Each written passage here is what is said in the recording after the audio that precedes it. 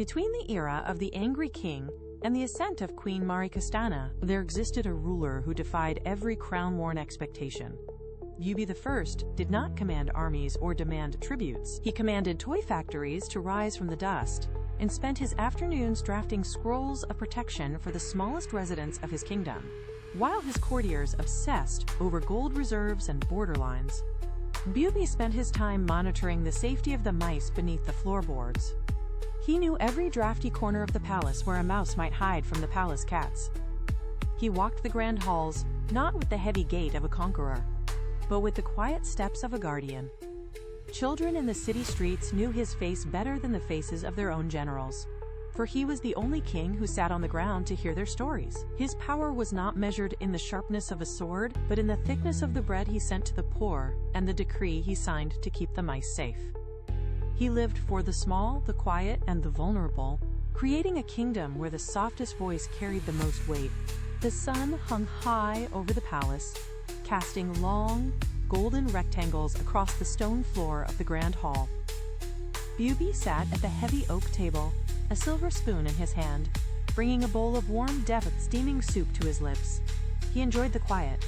No advisors, no decrees, just the steam rising and the rhythmic clink of metal against ceramic. He took a slow sip, savoring the warmth when his tongue brushed against the back of his front teeth. It stopped.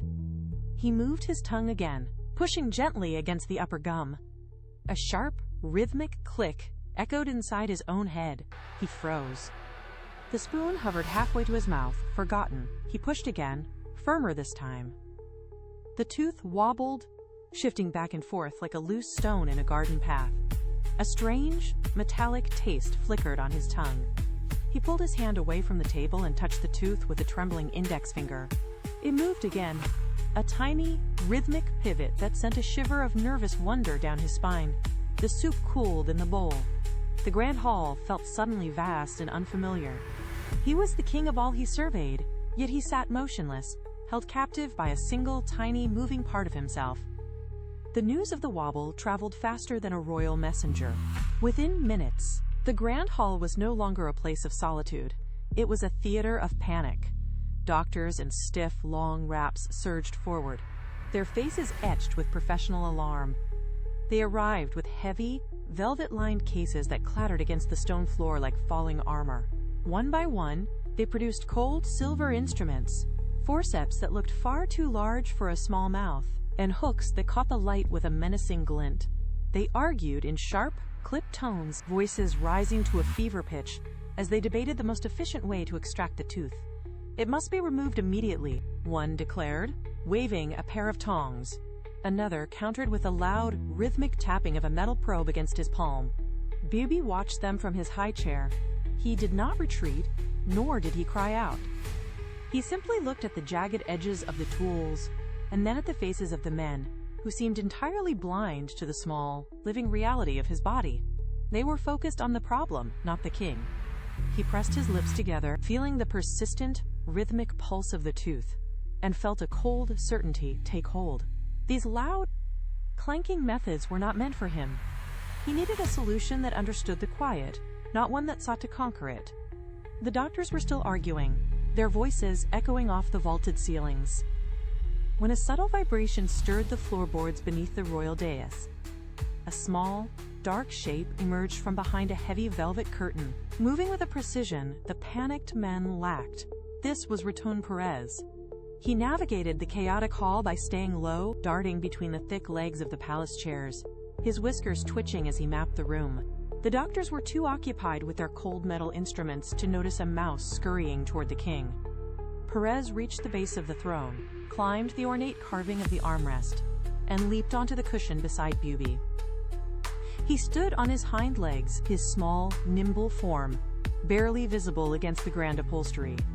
The court continued its clamor, oblivious to the visitor. Perez leaned forward, his nose inches from the king's ear, and whispered a secret that cut through the noise like a sharp, clear bell. "Do not fear the steel," the mouse murmured, his voice a soft, rhythmic thread of sound. "I will come when the moon is high. I will take the tooth, and in its place, I will leave a coin that shines as bright as the dawn." Buby breathed out, his shoulders dropping, the fear evaporating as he locked eyes with the tiny, intelligent creature. The doctors were still shouting, but for the king, the panic had ended. The sun dipped below the horizon, pulling the warmth from the stone walls of the palace. Shadows lengthened, stretching across the floor like fingers reaching for the light. In the safety of his home at Cad de la Reynal, Raton Perez felt the shift. The air grew still, heavy with the scent of cooling stone and distant, damp earth. He stood at the threshold of his small doorway, looking out. Beyond lay the world he knew, but tonight, it felt different. The familiar path toward the palace appeared transformed, the distances growing wider, the corners deeper. He stepped out, his paws making no sound against the cold tile. Every flicker of a dying candle in the distance looked like a searchlight. He reached the base of the palace wall, where the masonry towered above him like a mountain range of gray slate. He traced the rough texture of the stone, his heart beating a frantic, steady rhythm against his ribs. The silence was absolute, pressing down on him with an intensity he had never known before. He took a single, measured breath, braced his weight, and turned to face the vast, dark hallway that led to the royal chambers. The journey had truly begun, and there was no turning back. The hallway stretched ahead like an endless cavern. Perez moved with the fluid grace of a shadow, his paws barely brushing the polished marble. Suddenly, the great-grandfather clock against the wall groaned. The pendulum swung, and the first chime vibrated through the floor. A metallic boom that threatened to shatter his composure. Perez slammed himself flat against the wainscoting, lungs tight, waiting for the echo to die. Silence returned, heavier than before. He crept forward, but his whiskers brushed a tuft of fur protruding from beneath a divan. A cat lay curled there, its breathing deep and rhythmic. Perez bypassed the beast, his pulse thumping against his throat. The creature shifted, a claw unsheathing slightly in its sleep, and he froze, scenting the air for any sign of wakefulness. He remained motionless until the cat settled into a steady snore. He darted past the tail, his feet light as falling dust, and reached the edge of the shadows. The base of the grand staircase loomed before him, a towering obstacle of wood and velvet. He checked behind him one last time, ensuring the path remained clear, then pressed his back against the first riser, bracing for the climb ahead. The staircase was a mountain of oak, each riser standing taller than the mouse himself.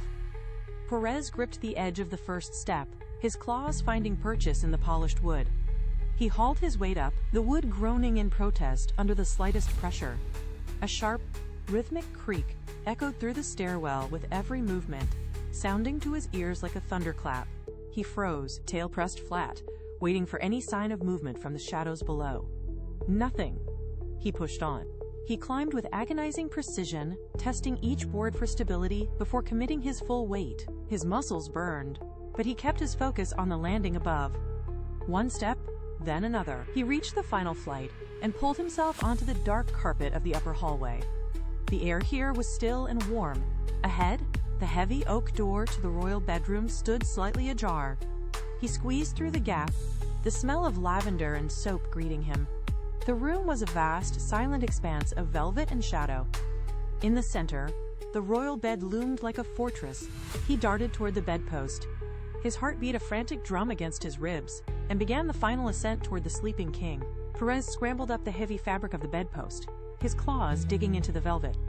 He reached the summit and paused, looking down at the sleeping king. Buby's breath came in slow, steady waves that ruffled the mouse's whiskers.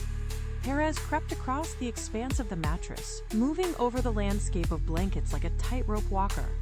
Suddenly, the king sighed and shifted his head.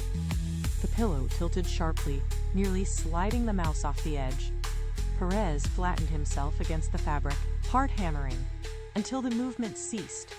He waited, motionless, until the rhythm of sleep returned. He reached the target, maneuvering to the side of the king's face. With extreme care, he pried the small tooth loose from the corner of the mouth, cradling it against his chest. He turned, retrieved the gleaming coin from his satchel, and slid it into the hollow left by the pillow. The metal felt cool and heavy. He adjusted the edge of the fabric to hide the coin, ensuring the exchange was perfect. He looked at the king one last time, turned and darted toward the edge of the mattress. The task was finished, the promise kept, and he vanished into the dark, silent corners of the room. Morning light cut through the heavy curtains, painting stripes of gold across the bedsheets. Buby stirred, the warmth of the sun pulling him from deep sleep. He blinked, the remnants of dreams fading as he shifted his head. His hand moved instinctively toward the space beneath his pillow. He expected only soft fabric. Instead, his fingers brushed against something hard, cold, and smooth. He froze. He pulled his hand back, heart suddenly racing, then reached again with more purpose. His grip tightened around the edges of a coin. He pulled it into the light. It caught the sun, flashing a brilliant, metallic glow that danced across his eyes. He sat bolt upright, the coin heavy and real in his palm.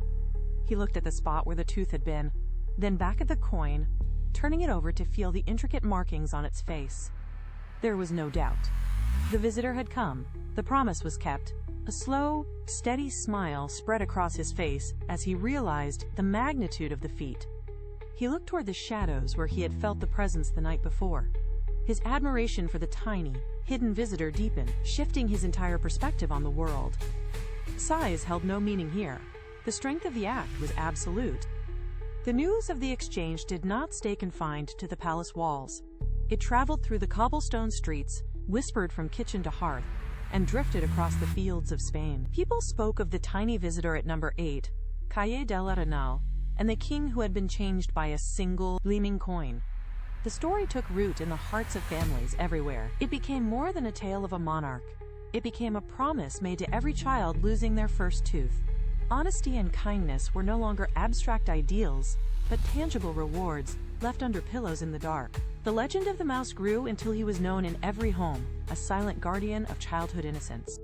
Years passed and the names of kings faded into history, yet the bond between the child and the mouse remained. It stands today as a simple, enduring truth.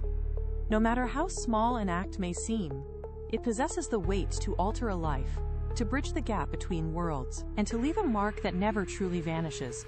Each time a coin is left in the silence of the night, the magic breathes again, proving that the smallest among us hold the power to change the world for the better.